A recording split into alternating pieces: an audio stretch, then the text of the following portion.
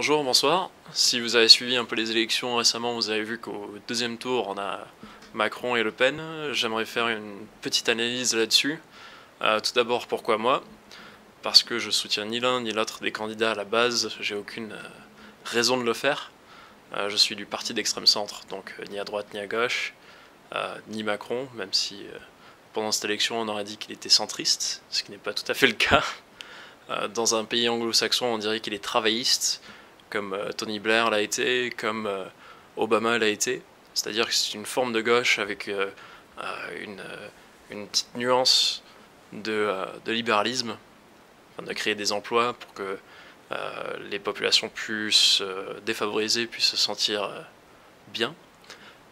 Et bon, Marine Le Pen, qui est vachement diabolisée, mais qui vient d'un parti qui se dit patriote, et plus nationaliste tel qu'il l'était avant.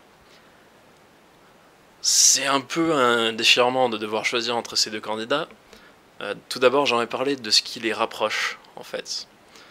Ce sont deux candidats qui ne sont pas aujourd'hui membres de grands partis comme les Républicains ou les Socialistes, qui ne sont pas de partis anciens ou tirés de partis anciens comme le MoDem, qui ne sont pas des partis communistes ou traditionnels dans ce sens-là de la Troisième République ou ce genre de...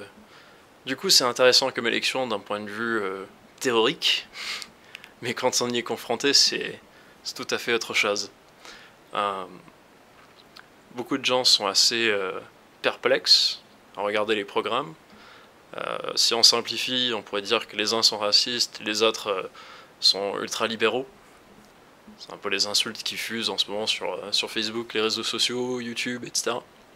J'aimerais aller plus loin et réfléchir un petit peu calmement, parce que ça fait 3 mois que je me dis que si c'est ce deuxième tour-là, je sais comment je voterai.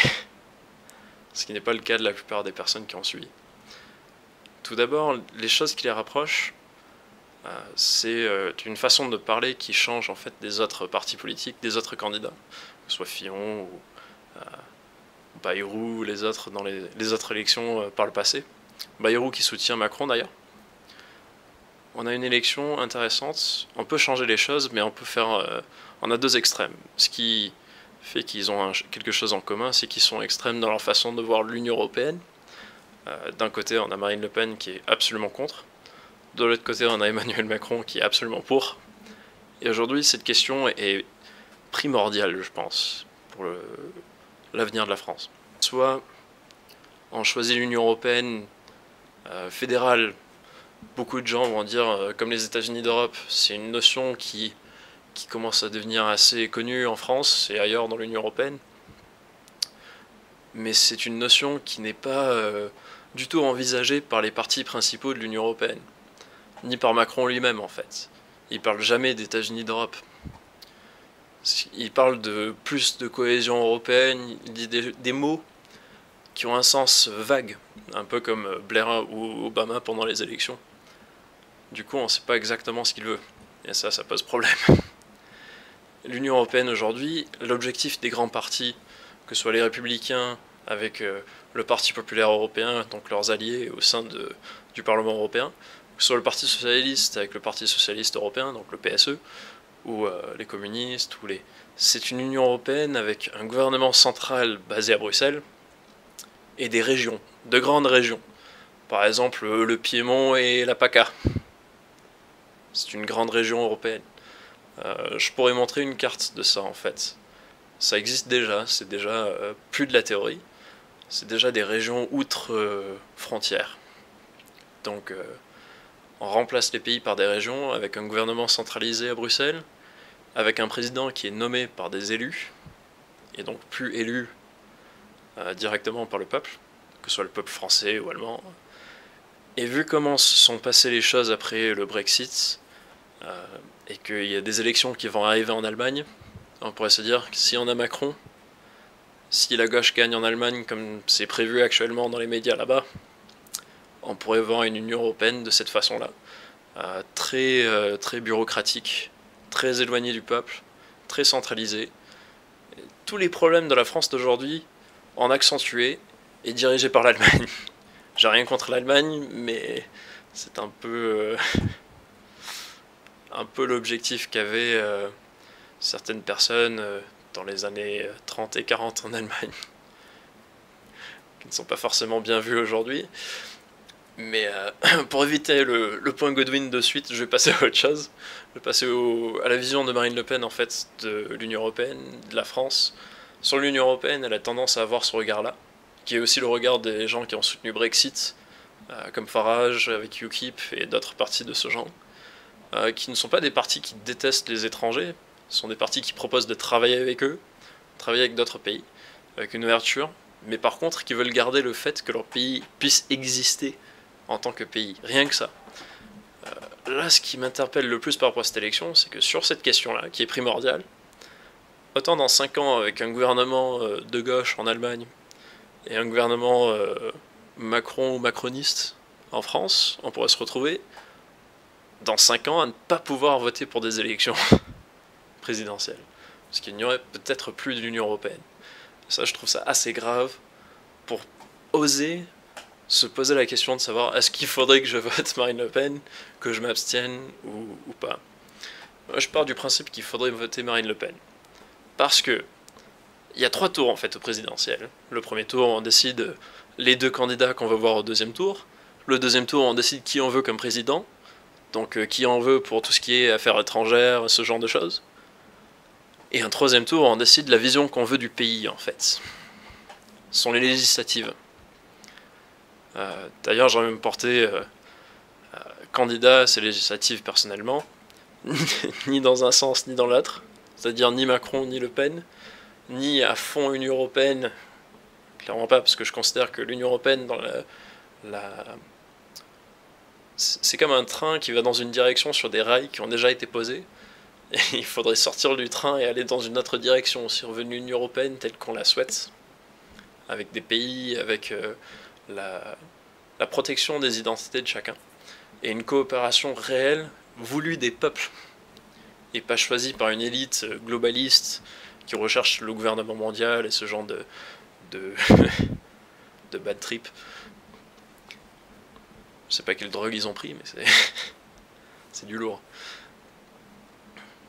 Je préfère en fait qu'on puisse le faire de façon choisie et non pas d'une sorte de façon imposée. En plus imposée par des personnes qu'on n'a pas choisi de nous représenter, comme le Conseil européen, la Commission européenne, le président européen, et avec des textes que l'on n'a pas choisis, comme le traité de Lisbonne, qui n'est qu'à la Constitution européenne qu'on a refusé, réécrite. Du coup, pour avoir la liberté d'avoir un pays que l'on puisse changer encore plus tard, de mieux faire aux prochaines élections présidentielles, je considère, sans être du tout du Front National, qu'il vaut mieux voter pour Marine Le Pen. Parce que dans tous les cas, aux législatives, on pourra voter pour quelqu'un d'autre. Et aux législatives, j'aimerais bien me présenter afin d'être garant d'un équilibre, qu'importe le candidat qui gagne ces élections présidentielles, pour éviter qu'on aille trop dans un extrême ou l'autre. En plus, l'extrême centre face à l'extrême européisme, face à l'extrême eurosceptisme, ça peut passer.